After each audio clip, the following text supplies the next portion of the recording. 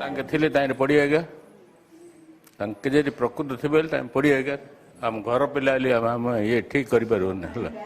ବୁଝିପାରିଲୁ ନା ତାଙ୍କେ ଥିଲେ ତାଙ୍କେ ପଡ଼ିବାକୁ ବାଧ୍ୟ ଆଜ୍ଞା ହେଲା ହେଲା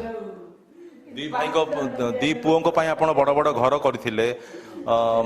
ବଡ଼ ପୁଅଙ୍କର ଦେହାନ୍ତ ପରେ ଯେତେବେଳେ ତାଙ୍କର ସ୍ୱାସ୍ଥ୍ୟଗତ ସମସ୍ୟା ହେଲା ମେଡିକାଲରେ ଟ୍ରିଟମେଣ୍ଟ ହେଉଥିଲେ ଯାହା ଆପଣ କହୁଥିଲେ ପୂର୍ବରୁ ତାପରେ କ'ଣ ହେଲା ଘଟଣା? ନାଇଁ ନାଇଁ ଆଗ ବ୍ରହ୍ମପୁର ମେଡ଼ିକାଲ ନେଲୁ ବ୍ରହ୍ମପୁର ମେଡ଼ିକାଲରେ କମିଲାନି ସେଇଠୁ ବିଶାଖାପାଟଣା ନେଲୁ 12 ଲକ୍ଷ ବାନ୍ଧିଥିଲୁ 12 ଲକ୍ଷ ପଡ଼ିଲା ତାକୁ ଧରି ପଳେଇଲୁ ସେ କାଳ ହେଇଗଲା ଗଲା ଗଣ୍ଡା ବଡ଼ ପୁଅ ଆଉ କ'ଣ ହେଇଥିଲା କି ତାଙ୍କର?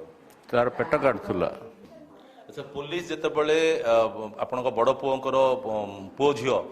ନିବେଦିତା ତୁଷାରଙ୍କୁ ନେଇକି ପଚରା ଉଚରା କଲା ସେମାନେ କହିଲେ ଯେ ଦାଦା ଗୁଣି ଗାରେଡ଼ି କରିକି ଆମ ବାପାକୁ ମାରିଦେଲେ ବୋଲି।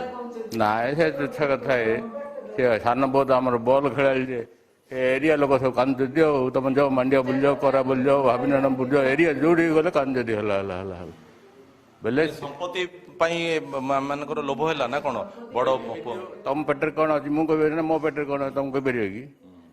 ହଁ ମଣିଷକୁ ତ ଆଶା ଖାଉଛି ନା ଆଉ ବୁଝିପାରିଲି ନା ମଣିଷକୁ ମେନ୍ ହେଲା ଆଶା ଖାଉଛି ହେଲା ହେଲା